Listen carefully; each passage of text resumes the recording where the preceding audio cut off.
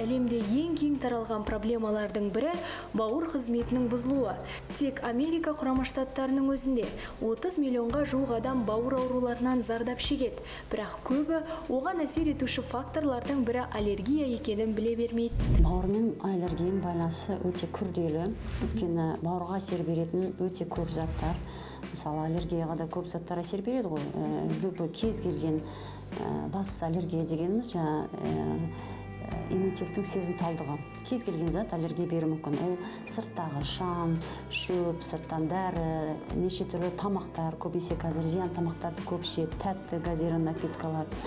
Және де жануарлар, үйде қазір көп адамдар жануарларды ұстайды.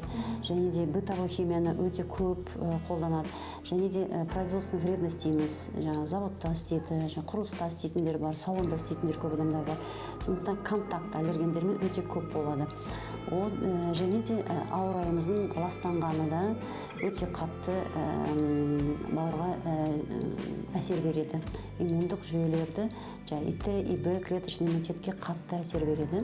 Сондықтан оның жұмысы күшейеді. Сондықтан токсиндер шықпайды. Аллергияның ең ауыр түрі анафилактикалық шок. Мұндай жағдайға түссе адам санаулы секундтар ішінде демала алмай, соңы қиын жағдайға келу мүмкін дейді дәрігерлер.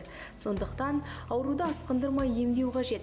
Аллергияның бауырға да тигізер зияны бар. Осложнениялар да көп болуы мүмкін. Егер дер кезінде келмей, ол асқындырып, токсиндер шықпай өте көп. Токсик аллергический дерматитпен де қазір түсіп жатқандарда көп бұрын өте сирек кездесетін. Және де көп дәрі-дәрмекті дәрігердің рекомендациясыз қолданып, о да кері әсер беруі мүмкін. Және де химический заттарды көп қолданған адамдарды өте қатты әсер беріп, және де бауырда да гепатиттерде неше түрлі осложнение болуы мүмкін. Қазір медицина аллергияны жеңді. Құлан таза айығу үшін үзбей 3 жыл шамасында емделу керек. Мысалы, маусымдық полинозда күзден бастап қыста және ерте көктемде бір курс ем аласыз. Ал жаз кезінде онсыз да дәрілерді қабылдайсыз. Шарықтау шегіне жеткен кезде 1-2 апта қан тамырға салынатын тамызғы түрінде препараттар қабылдау керек. Бастысы, жыл бойы дәрігердің бақылауында болыңыз.